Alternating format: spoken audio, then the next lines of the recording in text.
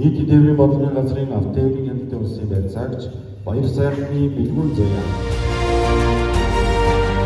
За ингээ өнөөдөр төрийн чихийн албан агчийн тангараг өргөөд маш их баяртай байна. За нийтийн тээврийн бодлогын газраас өнөөдөр нийт 14 албан агч төрийн чихийн албан агчийн тангараг өргөөд төр улсаа үнэ шударгаар өргөсөн тангарагтаа үнж байж хуулийг чанлан мөрдөж олон нийтэд шударга ёс зүйг хангасан төрийн албагч байхаа тангарагч байгаа. Би нийслэлийн нийтийн тээврийн бодлогын газарт автотээврийн дэлхийн улсын байцаагчаар ажилладаг хүн шалгалтын эцэст. Тэгээ өнөөдөр төрийн албанд тангаргаа өргөж байгаадаа маш их баяртай байна. Өнөөдөр төрийн албаны өдөр төрийн албаны жинхэнэ албан агчийн тангаргаа өргөсөндөө маш их баяртай байна. Тэгээд өнөөдрийн хүртэл тусал тэмцсэн хилцээхаа болон байгууллагын хамт олонд маш их баярлалаа. Тэгээд хамгийн анхны удаа сургуулаа төгсөөд төрийн албаны жинхэнэ албан агчийн тангаргаа өргөсөндөө маш их баяртай байна.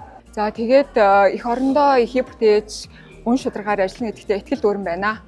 Миний ажил амьдралаар гэр бүл болон ажлын хамт олон найз нөхдөдөө баярлж талархаж авдгийг бас хэлмээр байна.